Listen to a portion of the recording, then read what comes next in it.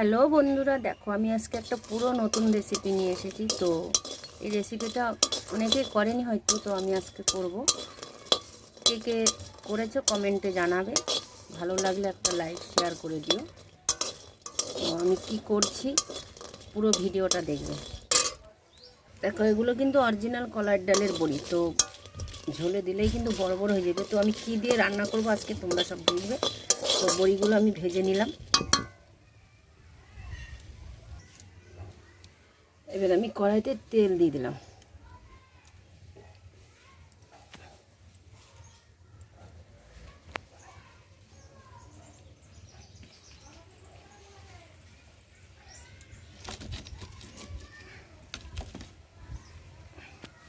উনুনটা কি সুন্দর জ্বলছে আস্তে আস্তে।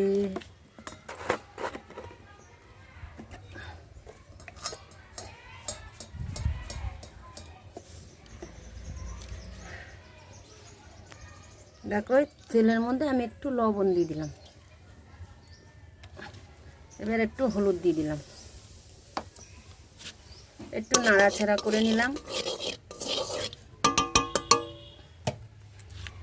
এর মধ্যে দেব এবার একটা জিনিস, তোমরা দেখো কি, এই দেখো ডিম। এইরকমভাবে হলুদ আর লবণ দিয়ে ভাজলে ডিমের কালারটা খুব সুন্দর হয়, খুব সুন্দর কালার হবে। মানে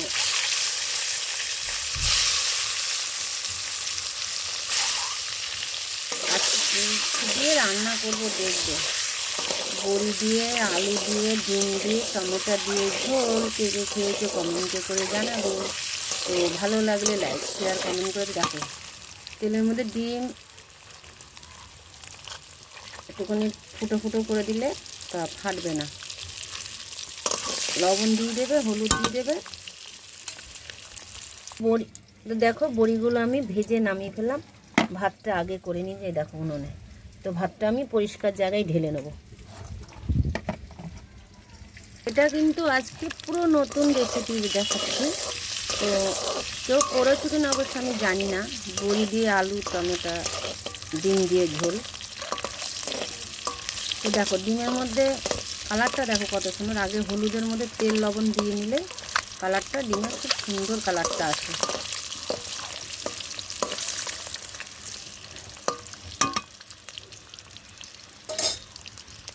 দেখো ডিম আর বড়িটা ভেজে তুলে নিলাম। দেখো কালারটা কত সুন্দর হয়েছে ডিমের। এভাবে সব তেলের মধ্যে হলুদ আর লবণ দিয়ে নেবে, দিয়ে কালারটা খুব সুন্দর আসে। টমেটোগুলো কেটে নেব। তো টমেটোগুলো আমি কেটে নিয়েছি। তো দেখো তেলের মধ্যে টমেটোগুলো দিয়ে দিলাম।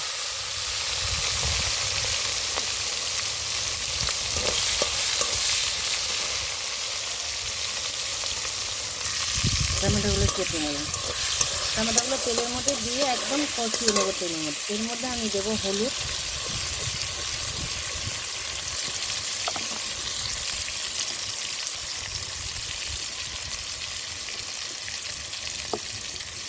পরিমাণ মতো লবণ। তো লবণ দিয়ে দেখো ভালো করে এটা ফাটিয়ে নেব।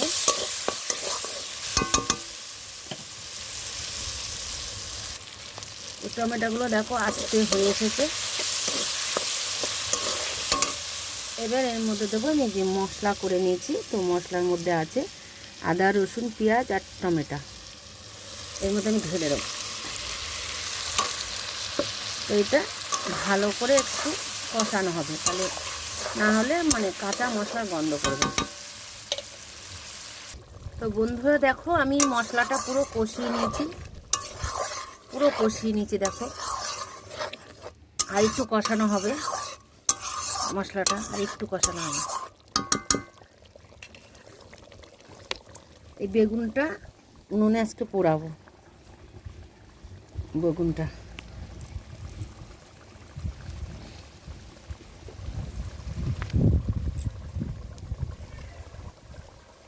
তার সাথে টমেটো দুটো পোড়াবো, বেগুন পোড়া আর টমেটো পোড়া।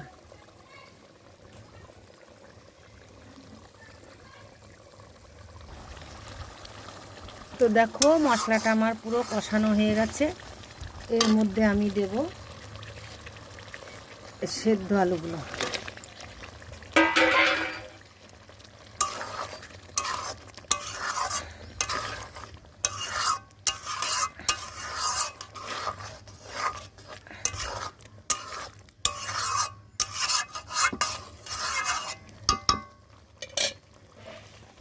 তো বন্ধুরা দেখো তরকারিটা তেল ছেড়ে দিয়েছে, এর ভিতরে আমি এবার জল দেবো। দেখো কষা কষা হয়ে গেছে তরকারিটা পুরো, দেখেছ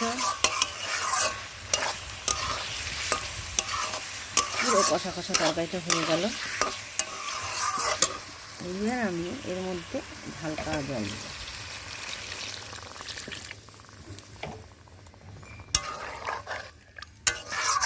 কালারটা কত সুন্দর হয়েছে দেখো বন্ধুরা। তো এইভাবে রেসিপিটা তৈরি করবো। তো এর ভিতরে আমি এবার কি দিচ্ছি দেখো, নতুন জিনিস একটা। তো কেউ খেয়েছো কিনা কমেন্টে জানাবে।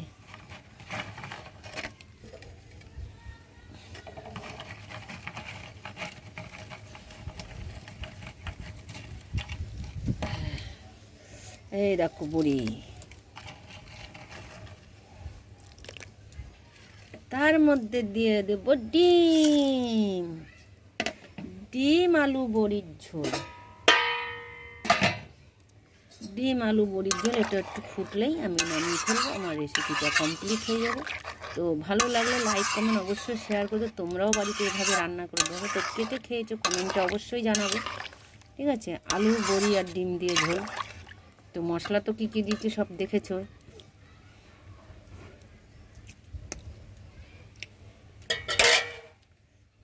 তো বন্ধুরা দেখো আমি ভাতটা কালি হাঁড়িতে ছিল, দেখো কালি হাঁড়িতে ছিল, আমি এই গামলায় ঢেলে নিলাম।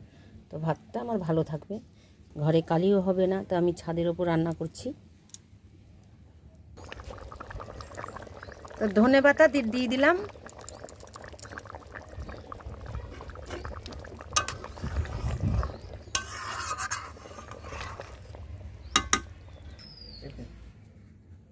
তরকারিটা আমার কমপ্লিট হয়ে গেল।